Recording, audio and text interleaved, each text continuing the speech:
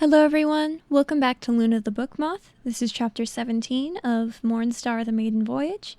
If you like what you hear, please do consider liking and subscribing and clicking the bell icon to know when I upload a new video.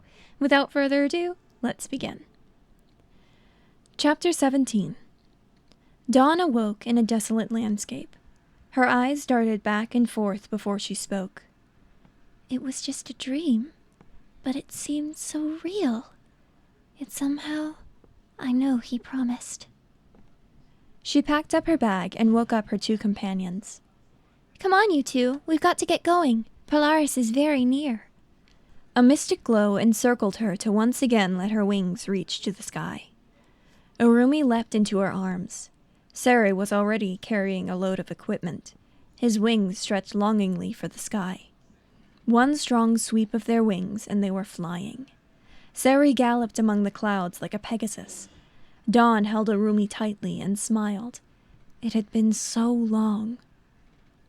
Among the clouds I find my rest, a soaring bird come home to the nest, the land below the unfailing test, when I soar back to you.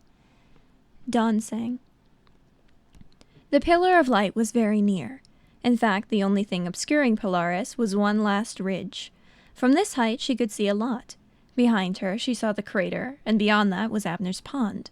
On the other side she saw a city in the distance, and a kind of track weaving its way through the forests. She couldn't help but laugh as she did carefree tricks in the clouds. How wonderful it was to be home!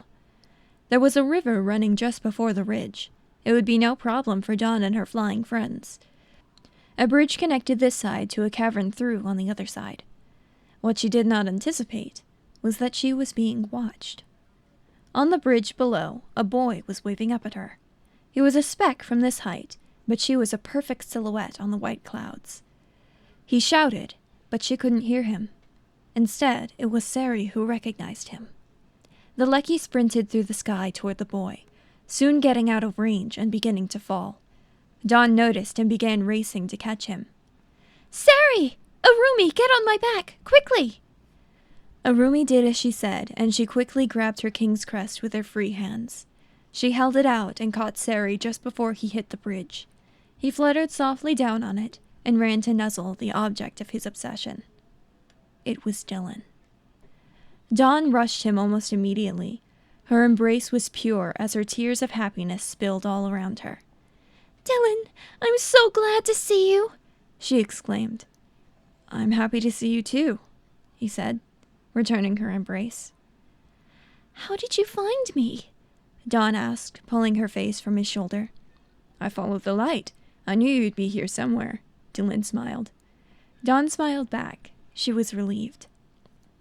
And Seri has wings now? That's actually awesome. Well, walking was out of the question, and I couldn't just carry them.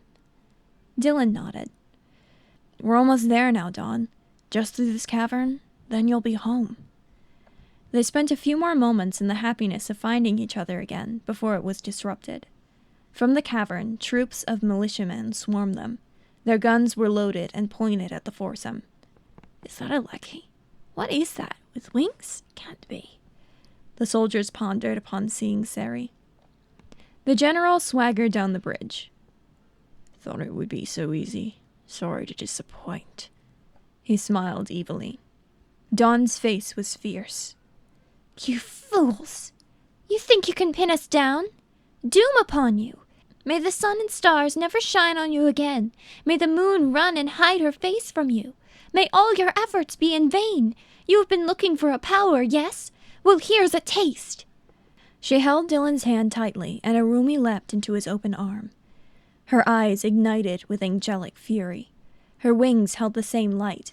Her hair swept in an invisible wind once again. Her face was a picture of terror. She held her king's crest. The soldiers stepped back in fear. Even the general was cast backward. With a mighty sweep of her wings, they shot like a rocket high into the sky. Dylan held Urumi, while Dawn held the both of them. He looked into her face and saw nothing but anger. Strange fury had emerged from inside her. Dawn? he said when they cleared the ridge. "That's Polaris?" "Yes," she replied, unchanging. Polaris was a ginormous city. It bellowed smoke, but looked mostly intact. The copper spire on the top was oxidized, while the bottom spire was snapped off entirely. It had landed on an incline, so its contents probably shifted quite a bit. Some passages might even be upside down. Moss grew everywhere, and the brass supports were dim. For Dylan, it was incredible. Dawn landed near an opening. The outside edge had crumbled away, leaving many gaps and openings to enter from. The fury seemed to leave her as she regained her former self. They had found it. They had finally found Polaris.